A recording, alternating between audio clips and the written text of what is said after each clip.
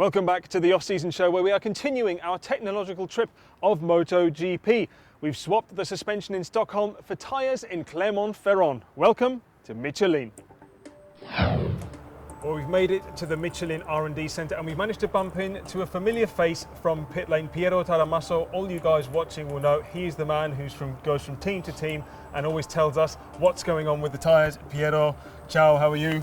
I'm doing okay, thank you. Good, welcome. Good. Thank you very much, thank you very much. Well, this is a fantastic place here. It's absolutely massive. I had no idea Michelin was quite this big. And actually how busy you guys are. It's the winter period. Most of our fans think that, you know, lots of people are having a nice long holiday, but I think now is a very busy time for you. Yes, you're right. We're still working, we still prepare the testing. You know, soon we will start the new season, and we have already working on Sepang test and Phillip Island, Qatar. So it's quite a busy period.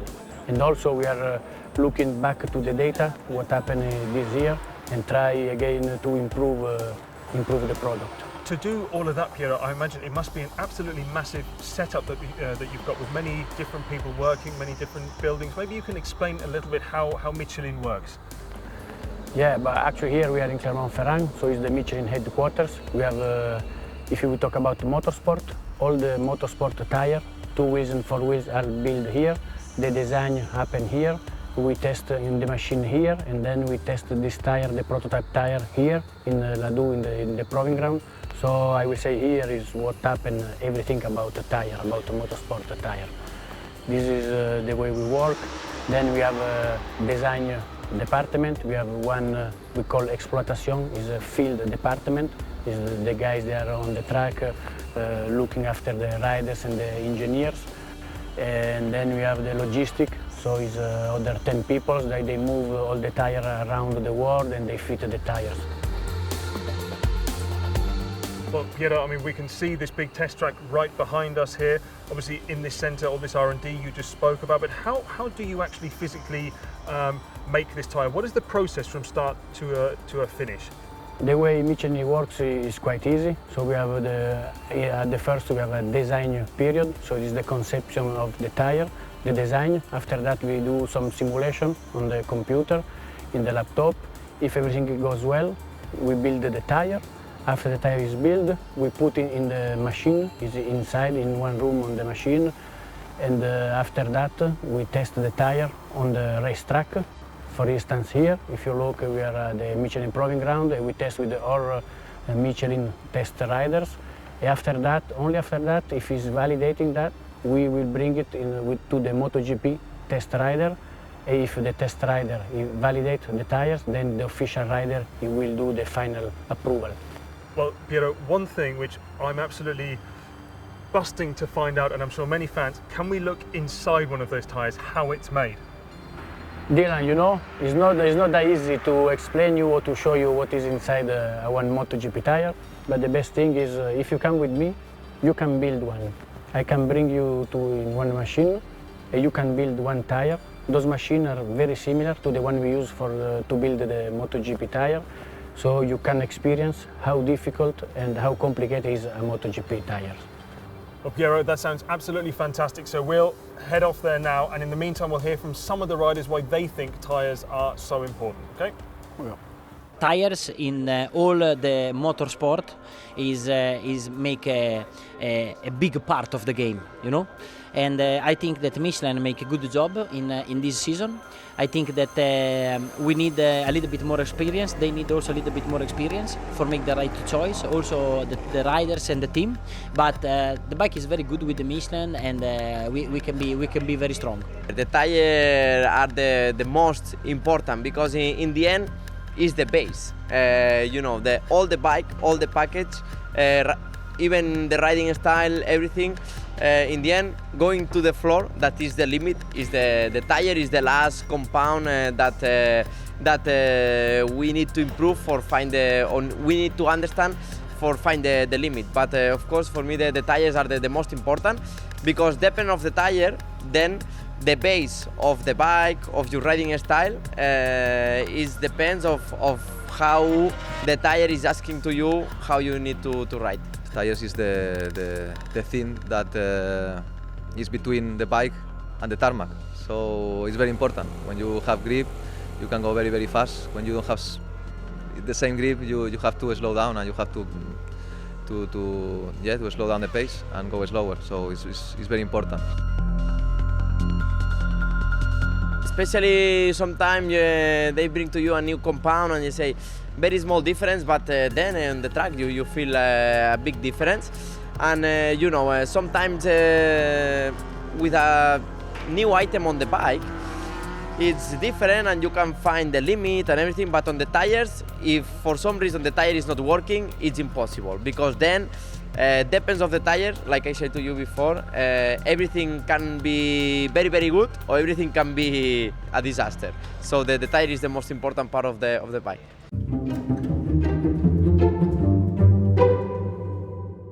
Bonjour Sébastien. Bonjour. Ça va? Bien. How are you? Good? Bien, bien, et vous? Very good, very good. So, you're now going to show us how to make a tyre from scratch. Yes. Yes? Okay, so how do we start? Alors, pour fabriquer un pneu, donc déjà, on commence par mettre ses gants. Okay, good. Ensuite, donc on va commencer par fabriquer une carcasse. D'accord? Et pour fabriquer une carcasse, on va avoir une machine de confection. Okay, so we start first of all with the carcass of the tyre. Yes.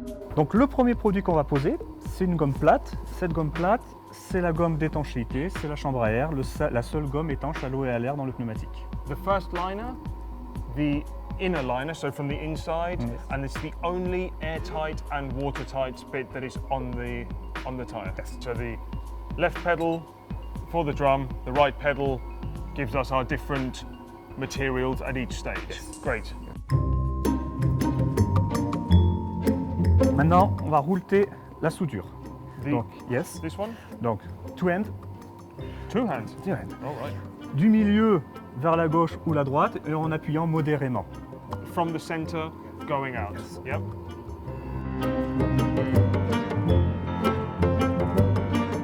On va bien le positionner dans la zone épaule, dans cette zone-là et dans cette zone-là. Just for these shoulder Yes. sections.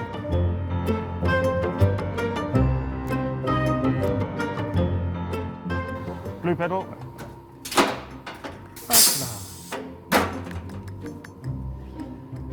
Le produit suivant. Alors,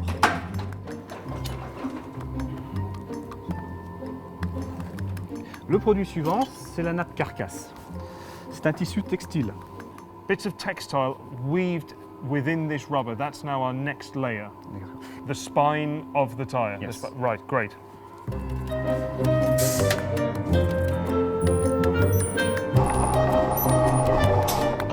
Maintenant, on va utiliser donc la bichicotte. Bichicotte. Bichicotte. Pourquoi bichicotte? D'après la légende, on a deux dents.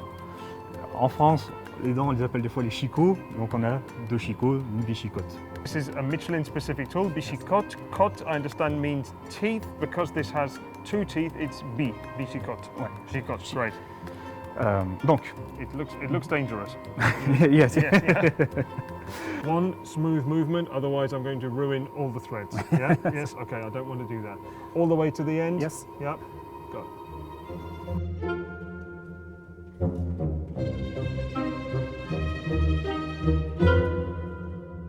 Le bourrage tringle va nous servir à donner du volume au niveau du bourrelet et à venir positionner la tringle. So this gives us a bit of volume for the bead area, and that's where we then place the bead wire on top of. Yes. Okay.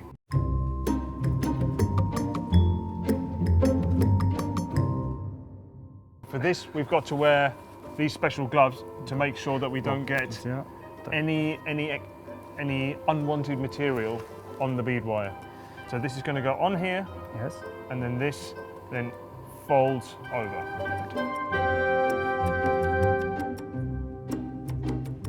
The wire, the beads look bigger, so now we blow it up into the beads, Exactement. right? With the blue pedal. Can I take these off? Oh, yes. Yeah.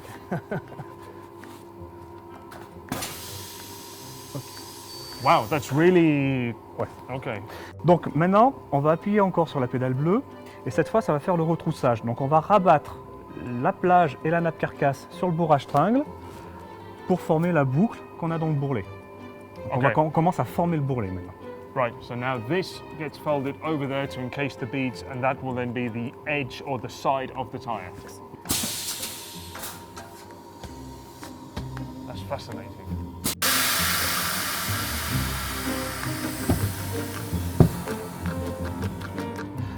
Okay, so as I understand, this now goes between the casing ply and the metal ply, and that stops any of the casing or the metal potentially touching or damaging each other.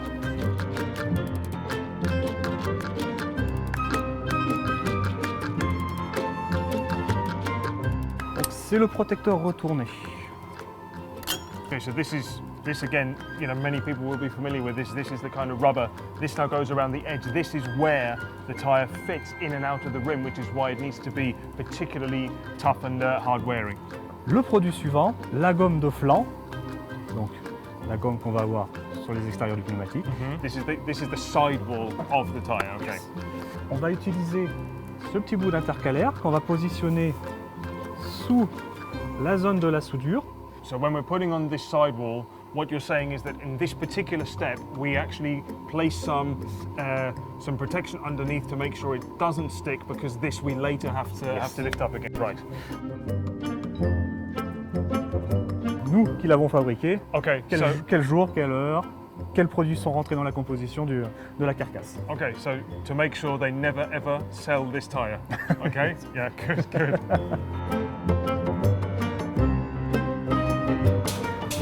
Fantastic. This is now our carcass of a tyre.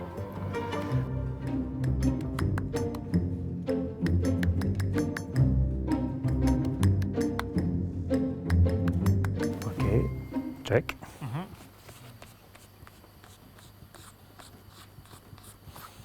Oh, it's good for me. It's good for you? Good. Then it's good for me. Okay, so Sebastian, this is now the final step of the process. This Yes. on here? Right.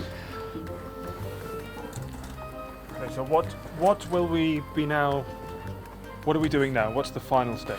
Donc maintenant, on va transformer la carcasse en bandage. Donc le bandage, c'est le pneu cru. I understand that what we'll get now is the final shape of our tyre, and that is before it then goes to be, shall we say, cooked in the oven to get its very final form. Yes. Yep, okay.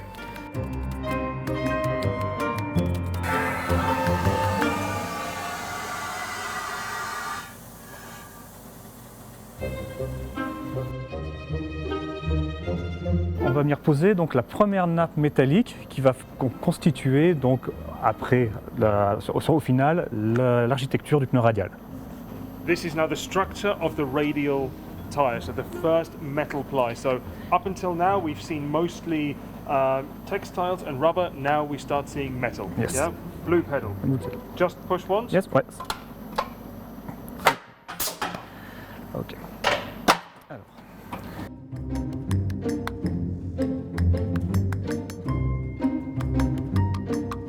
This is now our rubber, our layer as protection for when we put on the next ply. Yes. Okay, so we want an overlap of around 15 millimeters, you said? Oh, oui.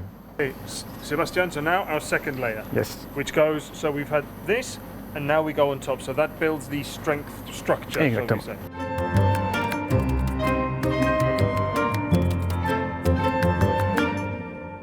And this is so interesting because in MotoGP we always talk about the construction and the compound. Yes. So, and now this is the first time people can really see this is what they're talking about when they change construction or bring a new compound. So this is now a hot iron which is going to help us just firm up this weld, this connection that we have here. Dernière étape, remonter la gomme des flancs. Donc on va mettre de la dissolution sur les bords ici pour que les flancs collent bien. So Sebastian, now the ultimate step, a bit more solution to make sure that the edges that we now put on will stick easier. Yes. Yep.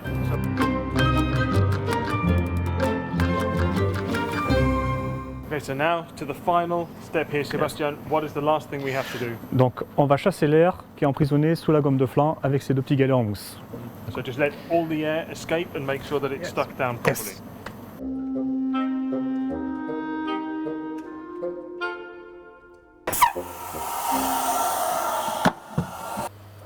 Okay, so there we have it. One final tyre. Now it's almost the final thing. It would have to go in the oven just to get it to be cooked, shall we say, for everything to just really mould itself together. And then if you wanted to cut some kind of tread pattern into it, you could. And bearing in mind, this is what they might call a basic tyre. A MotoGP tyre is of course a lot more complicated than that. But I think now I have to say thank you very much to Sébastien. Merci beaucoup pour tout temps. Was that correct? Yeah? Ton temps. Right, ton temps. Thank you very much. Yet before heading back, let's look at some history.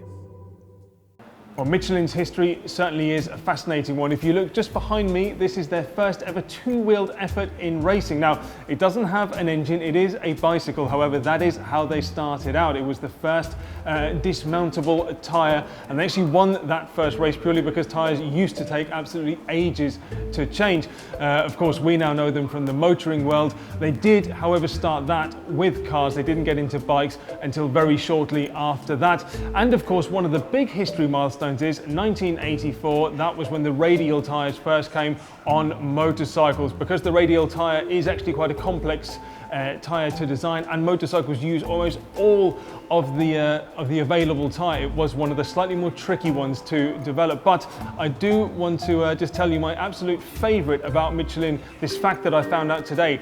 You know the Michelin guides where you get the maps, you get restaurant reviews and hotels?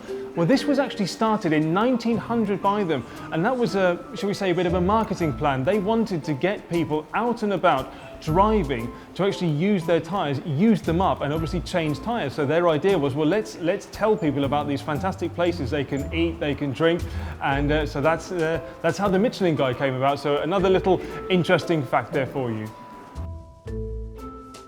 Well, Piero, that was absolutely fascinating what we just saw. Now, of course, we know it's just a basic car tyre, shall we say. How much more complex is it to make a MotoGP tyre? Yeah, Dylan, you're right. To build a tyre is very complex. A MotoGP tyre is more complicated than what you build. You have more materials going in. And anyway, the machine, they are quite similar. It's not exactly the same. It's a little bit more sophisticated, but the base is the same. So it's not that easy. So we need people with a very large experience that they do that for a long time, very well trained.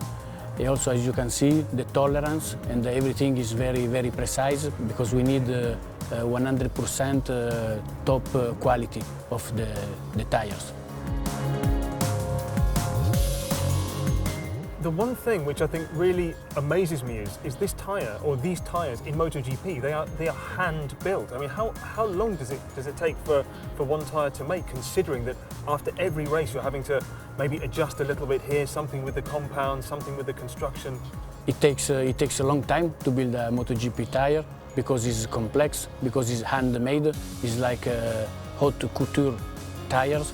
So what it helps us, the quantity are not that huge. We build the series is about 150 tires per batches, but we need quite a long time, not just to build, and then after it has to be cooked in the press, and then it has to be verified. All the tires are verified in quality, each pieces. So it takes quite a lot. So it's a big challenger for us. Obviously, making so many tyres, you know, it must take such a long time. How many do you actually ship to each Grand Prix? So every race weekend we send around 1,400 tires. So everywhere, overseas, in Argentina, in Austria, in Malaysia. So it's quite a large quantity. In Europe we move all these tires with trucks. We have 6 trucks and we have 10 people that they fit the tires. So logistically, it's a big part of the deal. Once they're at the track, you have your guys fitting that tyre. What is the life cycle of one tyre? The second it leaves your tyre tent, what happens to it before it goes on track? Once the tyre is fitted, is balanced, the tyre man, the guy from the team, he pick up the tyre in Michelin place and then he bring it to the box. And then once in the box, they put it the blanket, the tyre warmers, and then they go into the rack. Before switch on the tyre warmer, they have to do we call a cold pressure, so it's the pressure base. Then they need at least 1.5 hours heating. We heat around 90 degrees. Only after 1 hour and a half, the tire is ready to go on the track. Then once you go in the track, we need at least 4 or 5 laps with a good pace to stabilize the temperature and the pressure. And then when he came in, we have a Michelin technician that he look at the tire, he look at the wear, he measure the temperature and the pressure, just to be sure that the tire is working with the right temperature, the right pressure, in the right working temperature, working window, sorry. You've mentioned tyre warmers, the heat and the pressure quite a lot in your last answer. Why are those such important factors? Those factors are very important because based on the temperature and the pressure, the tire it can work well or it cannot work. It can wear well or it cannot wear. Or you can have grip or you cannot have grip. So those tires are very precise, I would say. They are very complicated to use, so you have to push, you have to put them in temperature, you have to build the right air pressure inside to have the good support, the good grip and the good feeling. If you are not able to do that, the tire just it doesn't work. So you have no grip and then you can crash or you cannot get the speed. So you need to be in the working window of temperature range and pressure range. These two parameters are vital to make the tire working. Actually, saying that reminds me of something a couple of riders said to me once. They said, you know, even if a hobby track day rider, for instance, was to fit Michelin MotoGP tyres, they said you'd probably crash in the second or third corner. Is that true? Yes, that's true. That's why I'm telling you need with this tire you need to push. You need to build temperature and pressure to let them work, to have grip. If not, yeah, you crashed at the first corner. You crash. If you are not experienced rider, if you don't push in, also if you don't have, you need the motorbike with the right power to get there. If you take this tire, you put in a stock bike, it doesn't work. Just because you need to be stressed to work. Speaking about the right power of a motorcycle, obviously we now have 6 manufacturers in MotoGP, each bike a little bit different. How difficult is it for you guys getting feedback from, say, Ducati, then from KTM, then from Honda? And I'm sure it's always a little bit different. How tough is it to please everyone? That is very difficult because not only we have to build one tire that it works for all motorbike manufacturer like Suzuki or Ducati or Aprilia, but also for the same manufacturer you have different rider style. For example, Dani, Pedrosa or Marc Marquez, they stress the tire in different way. So it's very difficult to make one tire that works for Dani or for Honda or for Ducati. So you really need a very large window of working temperature for the compound, and also the casing. You need one casing quite easy to stress, to put in temperature. Again, for us is even if we are the only tire supplier, we are fighting with ourselves and try to build one tire with very large quality, polyvalent, to make happy everybody. But again, it's not easy. That's why sometimes you can see some riders, they complain, but we try to do our best. You've spoken about, obviously, riders, some of them happy, some not so much. Last year was, of course, Michelin's first year within the MotoGP class, and we did see the tyres change quite a lot from race to race, construction and compound. Do you think in 2017 the tyres are going to be a little bit more similar from race to race? Yes, 2017, I think our tyre will be more stable. So we will make only small change about the compound and try to keep the same profile, same construction. It's true that in 2016 we changed a lot, but this was our first season, so it was a learning period, and we try to adapt as quick as possible the tire to the needs of the riders and the teams. That's why we changed quite a lot, but for sure 2017 will be more stable. And for sure, riders will be more happy, teams also. So we'll see in few months. Well, Piero, thank you very much for that fantastic insight into Michelin. So interesting. and I do hope that you manage to get at least a little bit of holiday this winter.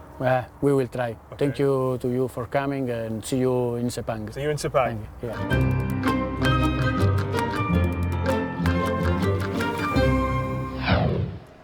Well, that's it from us from the French town of Clermont-Ferrand, where even the trams use tyres. Now, at this point, we'd like to say a big thank you to Michelin and assure you guys that the tyre that I helped make certainly won't be used by anyone out on the road. But if someone did want to do so, they'd probably need a very good set of brakes. So, as luck would have it, in a week's time, we shall be with Brembo in Italy. See you then.